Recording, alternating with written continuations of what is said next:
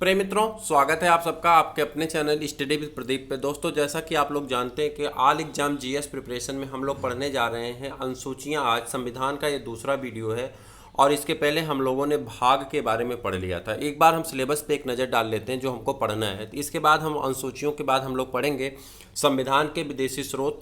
संविधान के विदेशी स्रोत के बाद हम लोग शुरू कर देंगे भाग 1, भाग 2, भाग 3, भाग 4। इस तरह से उनके अनुच्छेद, उनसे संबंधित मैटर, उनको पढ़ते चले जाएंगे।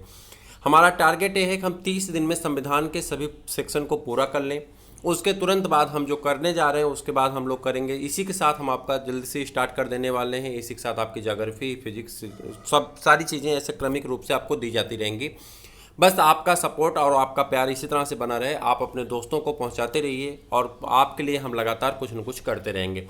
तो बात यहाँ पर कर रहे थे, अनुसूचियाँ स्टार्ट करने जा रहे हैं। यह सभी एग्जाम के लिए आपके हेल्पफुल है, चाहे यूपीएसआई हो, चाहे यूपी पुलिस हो, जेल वार्डन हो, लेखपाल हो या फॉरेस्ट गार्ड हो। समस्त परीक्षाएं, जो भी परीक्षाएं आप देने जाएंगे, सब में यहाँ से प्रश्न पूछे जाएंगे और आप देखेंगे कि जो ये वीडियो पढ़ के जाएंगे उसी में से आपको प्रश्न मिलेगा। तो ये स्टार्ट करते हैं। यहाँ पे सबसे पहला प्रश्न है, आप जानते हैं भारतीय संविधान में टोटल अनुसूचियाँ कितनी हैं? 12 अनुसूचियाँ। भारतीय संविधान में कितनी अनुसूचियाँ? 12 अनुसूचियाँ हैं। तो एक एक करके एक एक के बारे में समझते हैं। अनुसूची 1 की बात करते हैं। यहाँ पॉइंट 1 नहीं बल्कि अनुसूची 1 है। अनुसूची 1 में 28 राज्यों तथा 8 संघ राज्य क्षेत्रों का वर्णन किया गया है।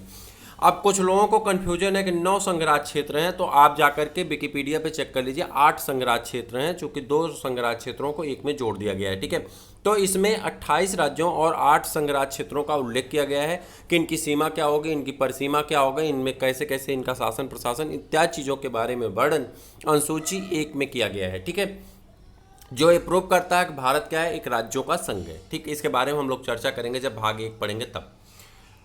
दूसरे वीडियो को पढ़ने चलते हैं। दूसरा है अनुसूची नंबर 2। अनुसूची नंबर 2 में इसके अंतर्गत भारत के प्रमुख पदाधिकारियों जैसे कि राष्ट्रपति, राज्यपाल, लोकसभा के उपाध्यक्ष, राज्यसभा के सभापति, उपसभापति, विधानसभा के अध्यक्ष, उपाध्यक्ष, विधान परिषद के सभापति, उच्चतम न्यायालय तथा उच्च न्यायालय के न्यायाधीशों, भारत के नियंत्रक महालेखा परीक्षक को प्राप्त होने वाले वेतन, भत्ते, पेंशन इत्यादि के बारे में उल्लेख किया गया है। यानी भारत के जो बड़े लोग हैं, पदाधिकारी लोग हैं, जैसे कि राष्ट्रपति हैं, राज्यपाल हैं, लोकसभा अध्यक्ष, उपाध्यक्ष, राज्यसभा अध्यक्ष, सभापति, उपसभापति, इन सभी लोगों को जो वेतन मिलता है, भत्ता मिलता है, पेंशन मिलती है, इन सभी चीज़ों के बारे में उल्लेख वर्णन इनके बारे में जो बताया गया है, उन सबको कहाँ बताया गया? अनुसूची 2 के तहत बताया गया है कि इनको कितना सैलरी मिलनी चाहिए, इनको कितना वो मिलना चाहिए, भत्ता मिलना चाहिए, कितना इनको पेंशन बनेगी। इन सारी चीज़ों का वर्णन कहाँ पे किया गया है? संविधान के अनुसूची 2 में इन सबका वर्णन किया गया है। ठीक है, अब आपसे प्रश्न यहाँ पे ऐसे पूछा जाता है कि निम्नलिखित में से कौन सा ऐसा अनुसूची, निम्नलिखित से कौन से ऐसी अनुसूची है जिसमें भारत के राष्ट्रपति को पेंशन देने के बारे में उल्लेख किया गया है? तो आप वहाँ आप लिखेंगे अनुसूची नंबर 2। उसी तरह से पूछ लेगा भारत के न्यायालय के न्यायाधीशों, भारत के न्यायालय के न्यायाधीशों, चाहे उच्चतम न्यायालय चाहे उच्च न्यायालय के न्यायाधीशों को पेंशन, भत्ता और वेतन देने का उल्लेख किस अनुसूची के तहत मिलता है? तो आप वहाँ पे टिक करेंगे अनुसूची नंबर 2 में मिलता है। इसी प्रकार से किसी एक का उदाहरण लेकर के आपसे प्रश्न पूछा जा सकता है। तो इसलिए इस चीज़ों को आप अपने मनन कर लीजिए, ध्यान में बैठा लीजिए। चाहे वो राष्ट्रपति हो, राज्यपाल हो, राज्यसभा के सभापति हो, लोकसभा अध्यक्ष हो, उपाध्यक्ष हो, राज्यसभा के उपसभापति हो, चाहे वो आपके उच्चतम न्यायालय हो, उच्च न्यायालय हो, विधान परिषद हो। ठीक है, इनके जो पदाधिकारी हैं इन सबको वेतन, भत्ते, पेंशन इत्यादि का वर्णन कहाँ पर किया गया? अनुसूची नंबर 2 में किया गया है। अब मुझे उम्मीद है कि आपको अच्छी तरह से बात समझ में आ गई है। आगे बढ़ जाते हैं। शपथ और प्रतिज्ञा। जैसा कि आप जानते हैं कि जब आप किसी पद को धारण करते हैं तो आपको शपथ दिलाई जाती है। ठीक है, चाहे जो होंगे, राष्ट्रपति को भी उच्चतम न्यायालय के मुख्य न्यायाधीश शपथ दिलाते हैं, उच्चतम न्यायालय के मुख्य न्यायाधीश को राष्ट्रपति शपथ दिलाता है। ठीक है, उसी तरह से हर एक पद पे, जैसे प्रधानमंत्री को राष्ट्रपति शपथ दिलाता है, तो हर एक पद के लिए शपथ दिलाई जाती है। वो शपथ किसकी होती है? पद और गोपनीयता की शपथ होती है। किसी को पद की शपथ लेनी पड़ती है, जैसे कैबिनेट मंत्री जो होते हैं पद और गोपनीयता की 2 शपथ लेते हैं।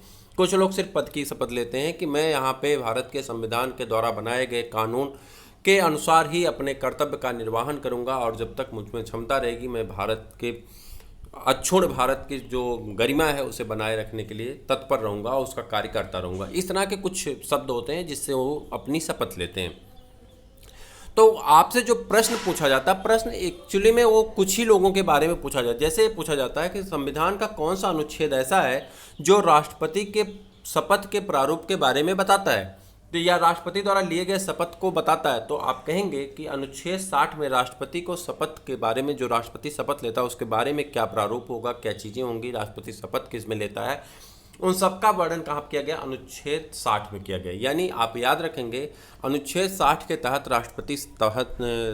अनुच्छेद 60 के तहत राष्ट्रपति शपथ लेता है। ठीक है, इतना याद रख लीजिए, बाकी सारी चीज़ें आपको अपने आप जुड़ जाएंगी।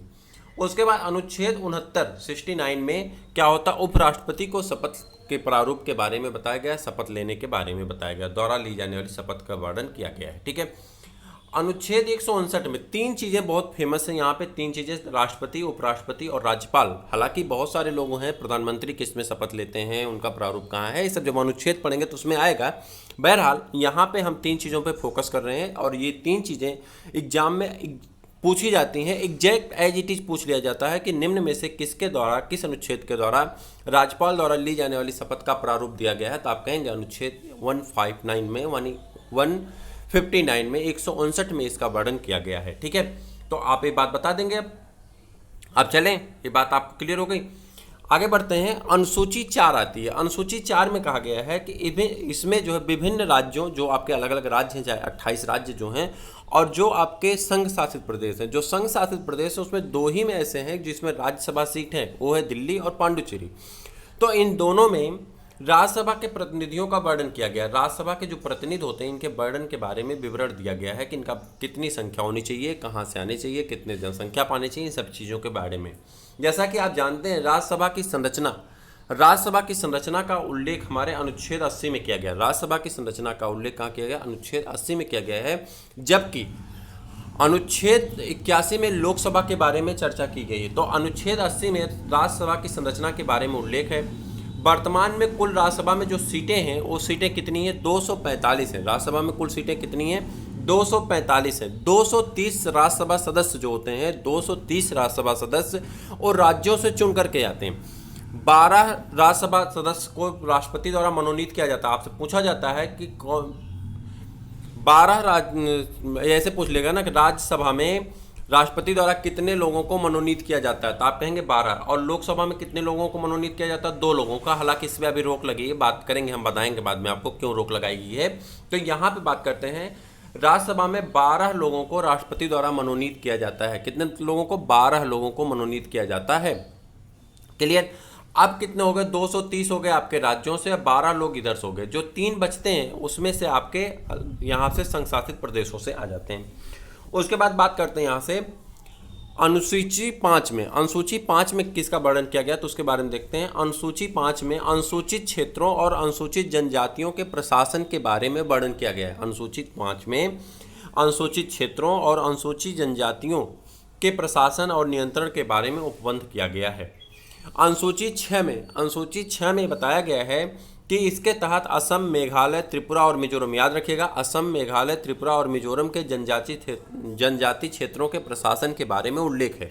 तो जो असम है, मेघालय, त्रिपुरा और मिजोरम है, इनमें जनजाति जो क्षेत्रों हैं उन क्षेत्रों के प्रशासन के बारे में उल्लेख किया गया है। किसमें, अनुसूची 6 में। अनुसूची 7 की बात कर लें, इसमें संघ और राज्यों के मध्य शक्तियों के विभाजन का उल्लेख है। कह रहा है संघ और राज्यों के मध्य शक्तियों के विभाजन का उल्लेख है। यानी आपसे ऐसे पूछ लेगा कि संघ और राज्यों और संघ शासित प्रदेशों या राज्यों और संघ के बीच शक्तियों का विभाजन कहाँ पे है, तो आप कहेंगे अनुसूची 7 में शक्तियों का विभाजन दिया गया है। इसमें 3 अलग अलग सूचियाँ, एक को कहते हैं संघ सूची, एक को कहते हैं समवर्ती सूची और एक को कहते हैं राज्य सूची। संघ सूची पे कानून बनाने का अधिकार संघ सरकार को दिया गया, यानी केंद्र सरकार को दिया गया। संघ सूची में कानून बनाने, कानून का इम्प्लीमेंट करने का अधिकार किसको दिया गया है, और संघ सूची के विषय पे किसको दिया, केंद्र सरकार को दिया गया। इसके अंतर्गत जैसे आपके 100 विषय हैं जिसमें से कुछ ऐसे विषय लिए गए हैं जो आपके एग्जाम में पूछे जाते हैं। जैसे यहाँ पे देश की प्रतिरक्षा से संबंधित, यानी देश की रक्षा प्रतिरक्षा से संबंधित जो भी मुद्दा है वो मुद्दा किससे है, संघ सूची का मुद्दा है। ठीक। विदेशी मामले, जैसे विदेश में कोई डील करनी है, कोई काम करना है, विदेश से कोई समझौता करना है, तो वो संघ सूची का विषय है। युद्ध एवं शांति काल, यानी किसी देश से युद्ध हो गया या शांति वार्ता करनी, ये संघ शासन का कानून है। रेल डाक, रेल अलग है, डाक अलग है। रेल डाक तथा परमाणु शक्ति, ये सभी किससे संबंधित है, संघ सूची के विषय हैं। ठीक।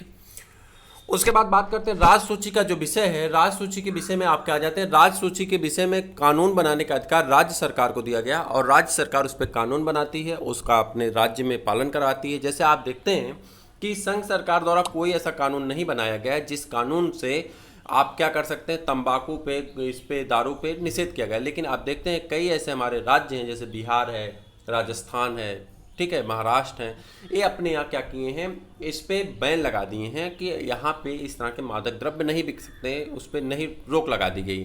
तो ये राज्य सूची का विषय है, राज्य अपने हिसाब से कर सकता है। राज्य सूची के विषय में कौन कौन से आते हैं, तो आप जानते हैं राज्य सूची के विषय में जैसे शांति और व्यवस्था। अब राज्य सरकार का दायित्व होता है कि अपने राज्य में वो शांति स्थापित करे, वहाँ की कानून व्यवस्था को चुस्त दुरुस्त करे, अपने जनता को सुख सुविधा दे। तो ये राज्य सूची का विषय, शांति और व्यवस्था बनाए रखना, एक किसका विषय है, राज्य सूची का विषय, राज्य के अंतर्गत। उसके बाद पुलिस, जो राज्य की पुलिस होती है, राज्य की का। जेल राज्य के अंतर्गत आते हैं। स्थानीय शासन, जो स्थानीय शासन होते हैं, छोटे छोटे निकायों पे शासन होते हैं, जैसे कि मान लो मंडल स्तर पे, ठीक। उसके बाद कृषि राज्य सूची का विषय है। रेलवे पुलिस, याद रखिएगा, रेलवे पुलिस राज्य सूची का विषय है, ठीक है। आगे बढ़ जाते हैं। समवर्ती सूची का जो विषय है उसमें जैसे दोनों का कानून बन सकता है, जैसे शिक्षा समवर्ती सूची का विषय है। आप पूरे विश्व में कोई भी बोर्ड से पढ़ सकते हैं, सॉरी माफ़ करिएगा, आप पूरे भारत में किसी भी बोर्ड से पढ़ सकते हैं, चाहे आप एनसीईआरटी सीबीएसई बोर्ड से पढ़ना चाहते हैं, चाहे आप यूपी बोर्ड से पढ़ना चाहते हैं, चाहे आप एमपी बोर्ड से पढ़ना चाहते हैं, चाहे आप बिहार बोर्ड से पढ़ना चाहते हैं, चाहे आप राजस्थान बोर्ड से पढ़ना चाहते हैं, चाहे आप दिल्ली बोर्ड से पढ़ना चाहते हैं, तो आप राज्य से भी पढ़ सकते हैं। आप चाहें तो केंद्र के संस्थान, चाहे वो आईसीएसई है, चाहे वो सीबीएसई है, उसके माध्यम से भी आप शिक्षा ग्रहण कर सकते हैं। आप डिग्री कॉलेज में जाते हैं, डिग्री कॉलेज में यूजीसी है और आपकी क्या है, सीएसआईआर है, तो उनके अंतर्गत आप शिक्षा ग्रहण करते हैं। तो ये शिक्षा जो है दोनों का विषय, जिसे किस में रखा गया, समवर्ती सूची। उसी तरह से विवाह और तलाक, ये दोनों किस में रखे गए हैं, समवर्ती सूची के विषय हैं। और वन, जो वन होता है, वन किस में है, समवर्ती सूची का विषय है। सूची 8 जो दी गई है, सूची 8 बहुत इंपॉर्टेंट है, प्रश्न यहाँ से बहुत पूछे जाते हैं। तो यहाँ पे जो सबसे बड़ी बात है सूची 8 में, इसमें भारत में 22 भाषाओं का उल्लेख किया गया है। जो भारत की राजकीय भाषा है, कितनी भाषाएं, 22 भाषाओं का उल्लेख किया गया है। संविधान में मूल रूप से 14 भाषाएं थी। संविधान जब बना तो संविधान में मूल रूप से कितनी भाषाएं थी, 14 भाषाएं थी। लेकिन उसमें फिर विकास होते होते, संशोधन के द्वारा जोड़ते जोड़ते क्या हुआ कि टोटल भाषाओं की संख्या कितनी हो गई, 22 हो गई इस समय। देखिए अभी बहुत सारी ऐसी भाषा जिसके लिए लड़ाई चल रही है कि हमें जो है संविधान में दर्जा दिया जाए।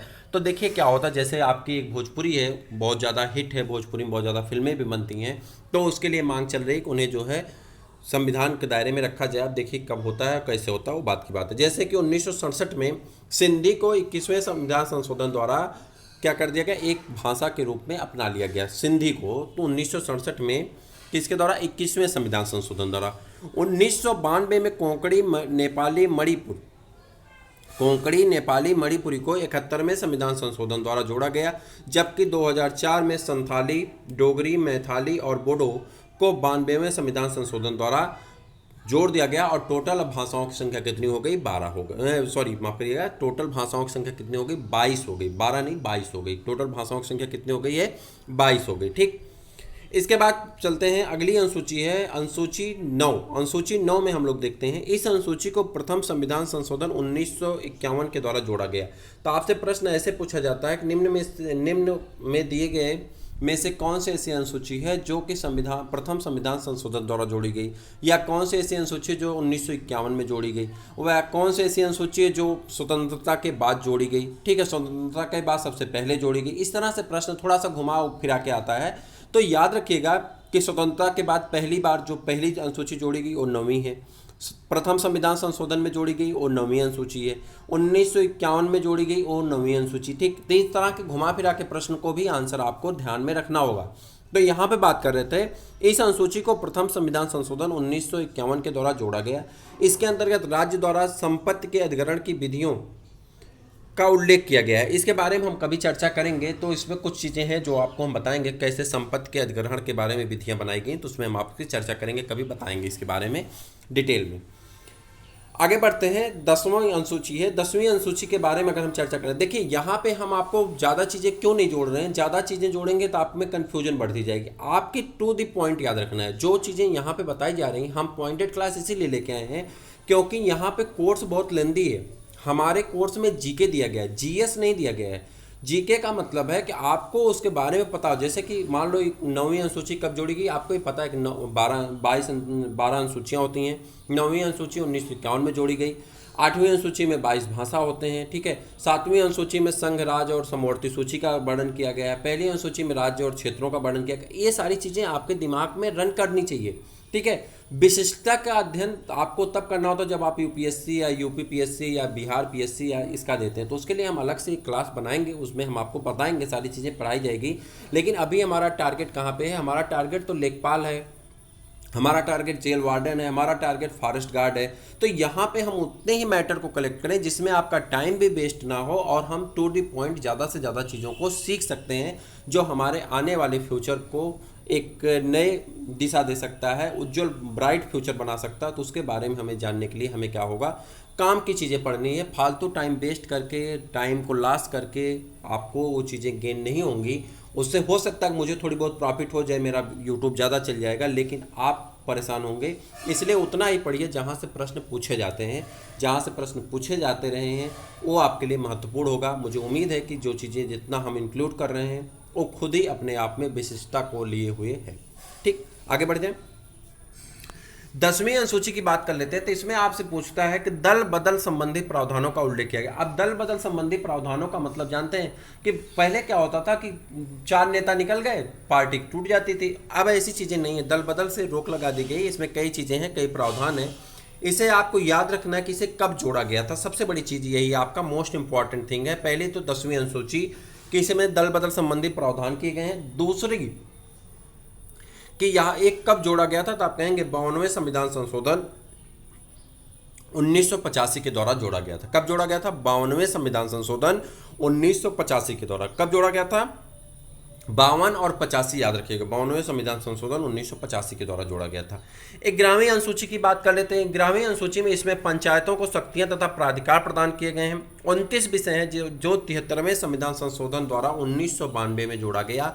तो आपको यही याद रखना है कि पहले संविधान संशोधन में 9वीं अनुसूची, 52वें संविधान संशोधन में 10वीं अनुसूची और 73वें संविधान संशोधन में 11वीं अनुसूची जोड़ी गई है। ठीक है, अब आप याद रखेंगे पहले में 9वीं, 92वें में 10वीं और 73वें संविधान संशोधन में किसको जोड़ा गया है? तो आप कहेंगे 11वीं अनुसूची को जोड़ा गया है।